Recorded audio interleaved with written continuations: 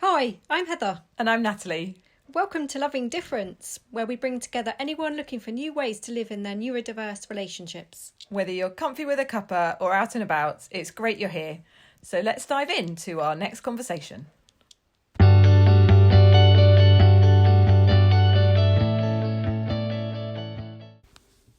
Hello, we're back with another conversation, and this time we're busting some myths that we thought were truths when we began learning more about neurodiversity and autism, our relationships and ourselves, and what we subsequently learnt that was more helpful and had helped us make unexpected progress in our relationships. So we're sharing those with you today. Enjoy!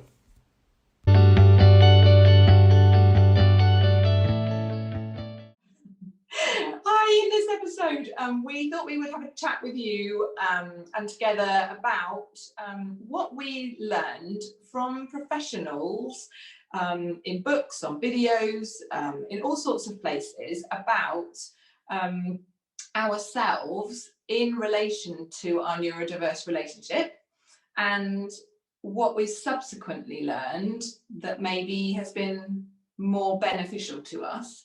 And looking back, I can remember that there were some specific things, Heather, that I guess took into my system about what I was in and what was possible or not possible, both for the relationship and for me. Things like, so if I give you some examples, maybe you'll have some too. Things like your partner can't change, which was pretty devastating when I'd been spending a lot of years trying to improve things or make some changes that I thought would make our family happier. And so I was now learning, your partner can't change. This is how he is. And so I was, and also hearing that you are feeling how you are because of how he is. So now I felt very hopeless very quickly, because my happiness was disappearing quite fast, I think, because it was reliant on, for me, on something changing in Pete. I also think I heard that I was suffering from something that was called various things, which are around in terms of terminology, like Cassandra syndrome, might also be called emotional affective disorder, might also be called ongoing trauma relationship syndrome. If you look up any of these things and read the list of symptoms, then you likely recognize yourself. I certainly recognize myself in all of them. But then some of the information attached to that then was, you can't recover from that in the relationship. You could only recover from that, and quite quickly, if you leave the relationship. That I was definitely suffering from something because of my partner.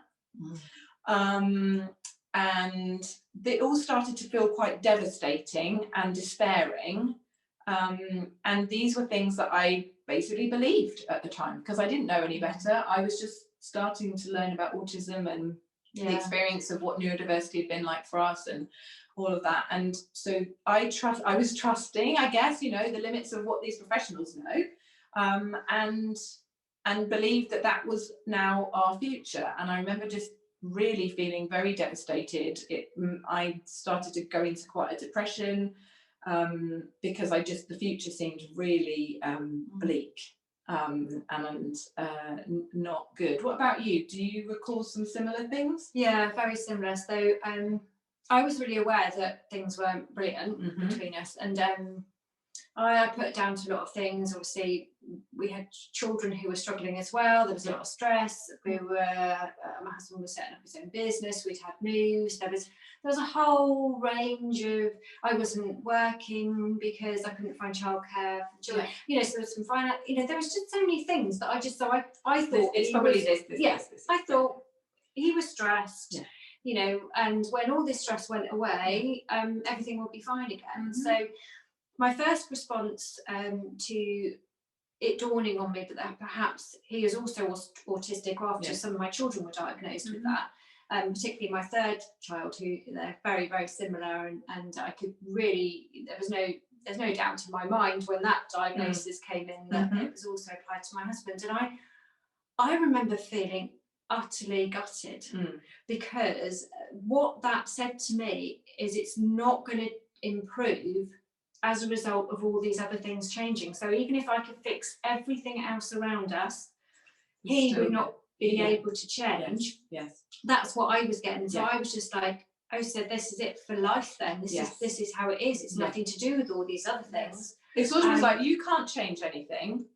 You are, this is the experience you're going to have. You've got it because of this. And also being told at the same time that the person that's largely created that can't change anything. I mean, even just saying that aloud, it does sound pretty devastating. It was bleak, and I remember also really struggling with my mental health at that point, because I just thought, well, this is not good. I'm not good in this now. I was only just realizing that I've been doing something called walking on eggshells. I had no idea it even had a word. Yeah. I didn't think I was anxious. So suddenly I was like, okay, actually I'm also anxious, feeling depressed, and now I'm hearing I can't change anything, and I'm a changer and a helper and a fixer and a now this is a bit scary. So and so that was so similar to me. And you start Google, you immediately turn to the computer and you start doing some research, and you start putting things like autism and relationship coming up, and then like you say, these terms start coming up, and they just go, oh my goodness, that's me. I'm practically in some kind of, I'm in a hideous relationship, and suddenly it just became this sort of very depressing, ongoing, disempowering, I think you said as well. Disempowering. That was so, because we are the, I think because total also we're the ones, loss of agency, because also we're the ones that are trying to make a happy family and a good relationship largely. And we're doing all of this. We're putting so much of our energy into making everything okay for everybody, and then we're just finding out that actually we can't do anything. We can't. So that's what we dropped into. Fast forward to, I would say for me, a couple of years later, but also to now, and thinking about what I believe about those things that I heard from professionals at the time. There's really something that I want to share about a different message. And I can remember, working particularly on my well-being, and we talk a lot about that in Loving Difference, focusing on that, reacquainting yourself with yourself, getting back into relationship with yourself, knowing who you are, and that is not unique to universal neurodiverse relationships. That's really important to say. Important for every relationship. So lots of people lose themselves in a relationship. So getting that back was really important. So that sort of disproved something about you can't recover while still in the relationship. It may be true that you it's more challenging to, or it takes longer to. I definitely would potentially say that's or you need true. Support of some good friends. You need really good support, and also that one of the reasons, I think this is the challenging bit, one of the reasons it's harder to recover in the relationship is because you are still in the ongoing stress relationship. It is a relationship at that point that is stressful. So you are still in the stressful situation, and there's no doubt, even in any other situations in relationships other than neurodiverse ones, that recovering or getting yourself better or more healthier in the relationship when you're still in it is challenging, because you are still exposed to or in an environment that has their stress. But you can do it, and there are ways to protect yourself and to create some distance and space and all those kinds of things that are all possible, so that you can begin to thrive, which I was generally hearing at the beginning, that it's going to be something you have to survive and endure if you choose to stay. And I just wasn't okay with that. It was really bleak, and I was doing some other studies and some other just other studies at the time in a completely different area, and that was inviting me to ask some different questions, particularly about myself and things. And I started studying mutual support and recovery generally, and recognizing that it is absolutely possible to do that. And actually the stress, if you can have the support and you know the tools and methods to do it, is actually a good place to do it in, because you need to be, it's just, you know, you need to be, you have to do it safely, but actually working with what's triggering is important. So yeah, so I think that was really important to learn that actually after a couple of years I was actually saying, I'm not suffering from Cassandra syndrome or ongoing trauma relationship syndrome or emotional affective disorder, like the words, the things that are talked about, I'm not. So I want to share a message that you can reverse these things. Yeah. You can reverse yourself out of them and even become more of the person you want to be, even and when your partner's not changing anything. So, and also to question the thing about that people, they can't change. No, because actually what we were saying before, you know, when I was saying, oh, perhaps it's going to be better when this is changed and that, but actually the thing is, if you do change a lot of this stuff with yourself, with the situation, with the environment, with your expectations, with your communication, with you sorting some of your own, getting some self-trust back, and believing in yourself to be able to hold and support yourself, and also finding other ways to get that support. All those things, it changes everything around you. We talk about ripples all the time, don't we? But actually, you making those changes for yourself does impact and reduce the stress, and anxiety have a massive impact on how anyone can function, not just someone who's neurodivergent, but anybody. You know that I know that when I'm stressed and anxious and depressed, that I'm a very different person. So of course, like someone who's neurodivergent, who's also struggling with all these different layers on top, it's going to, if you take some of that, start stripping some of that away and allowing them to be themselves, actually, they will change, whether they're consciously doing the work or trying to do it just as a response to the reduced pressure they're experiencing. To always be the one. We just have unrealistic expectations of our relationships in any case, and we truly can find, once we've identified what we need, we can find ways to meet those needs in such a way that doesn't negatively impact on those we care about. Yeah, and it also didn't mean that I was recovered and the relationship wasn't still stressful. So I still always talked about being in a ongoing stress relationship, that the relationship by some of its nature is stressful. I think now, even beyond that, a few years on, it's much less stressful again, because we've got more pressure out of it, that even that's got better. But I think the other thing that I was told or read and learned at the time was that I would need to further adapt myself by learning various things, partly which were maybe to see if you could try strategies and teach your partner some things. Totally ridiculous for me. Didn't work any of that. But that's what I was looking for. I think it works. I think it might work if you have got both of you on board, and there definitely are people that do that. But for us, it's been work that we've been doing when you don't have your partner is not interested in doing that work. So we want to let you know that you can recover yourself and have a better relationship. It doesn't always take two to tango. It just doesn't. But the thing of needing to bend myself even more, when I realized that I had been accommodating, compensating, bending myself out of shape beyond who I am in order to try to make people feel happier, more relaxed, better, and then finding that for all my efforts, I don't know myself and they're still not okay.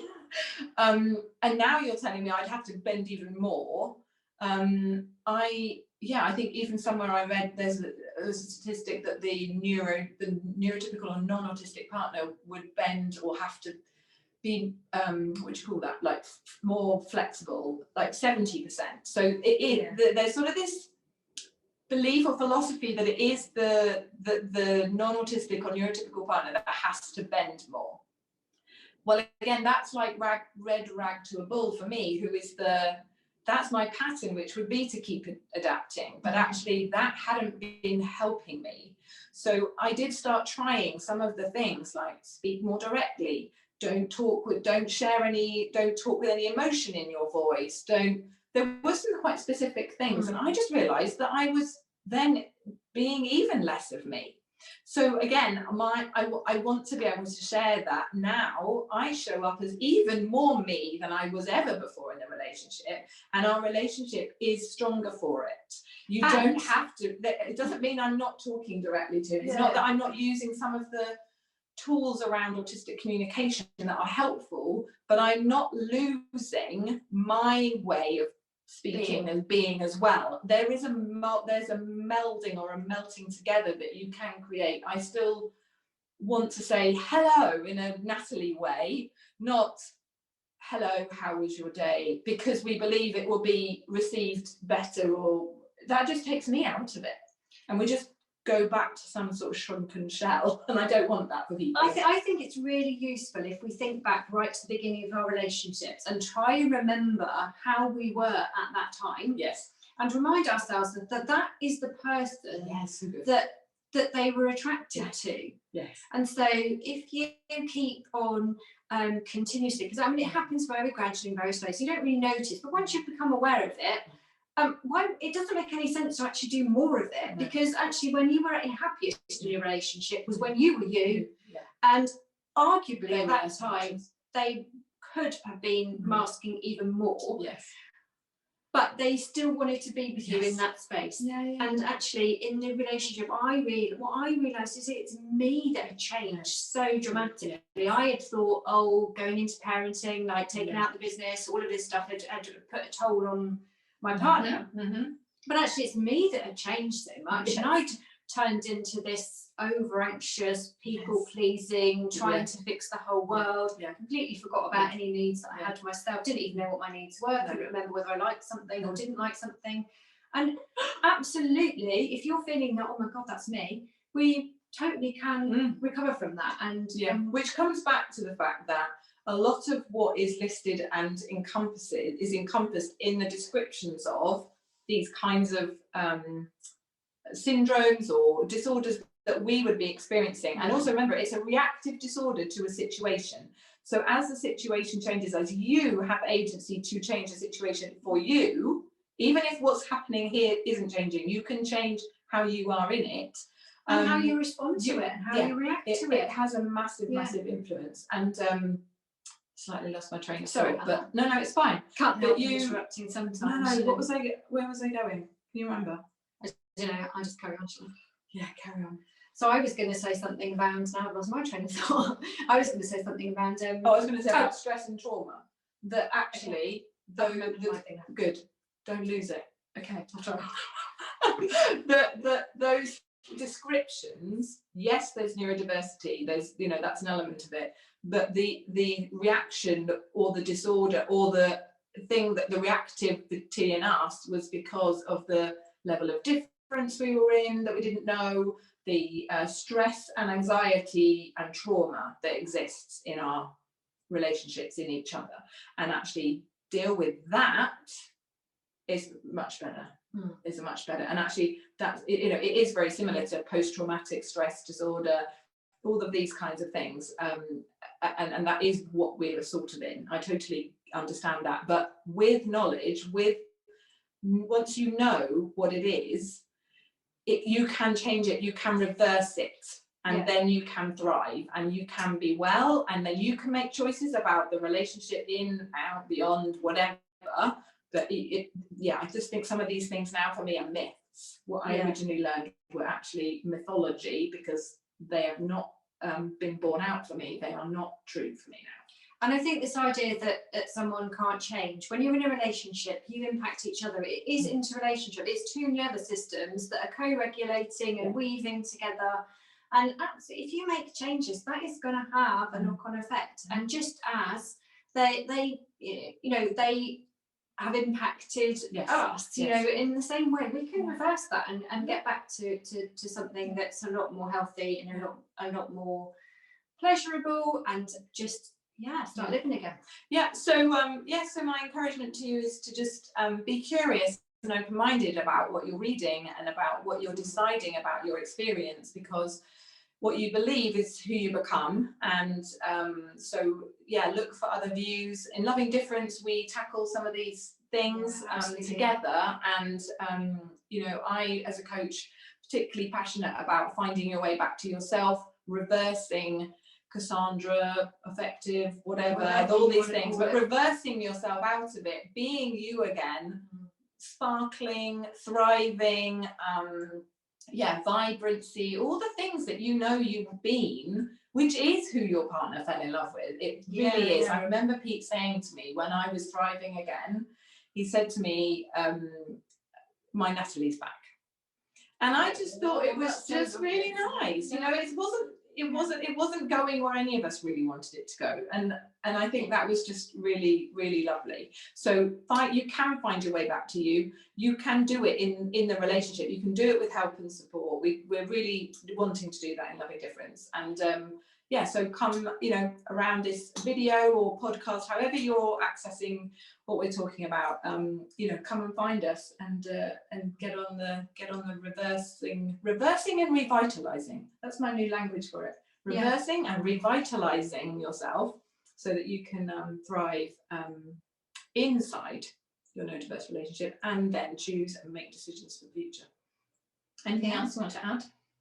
No, just come in and I'd just love to share everything I've learned along the way about our nervous systems as well, and our defense modes, and how that impacts our relationship, and how actually both of us are in that state, and it's not one-sided as sometimes we are led to believe, and that both people, I think that's really important. Just the last thing I want to say is that we are not the only ones in the relationship who are struggling or, quote marks, having these kind of syndromes, because actually, whilst we're focused on how we're feeling in it, actually we've got to remember that our partners also are feeling something too, because their needs haven't been met perhaps for the entirety of their lives. So I think it's remembering this isn't something that just can affect the neurotypical partner. This is something experienced by both people in this relationship, and it also isn't just autism or other neurodivergence. It's also anxiety, other mental health things, depression,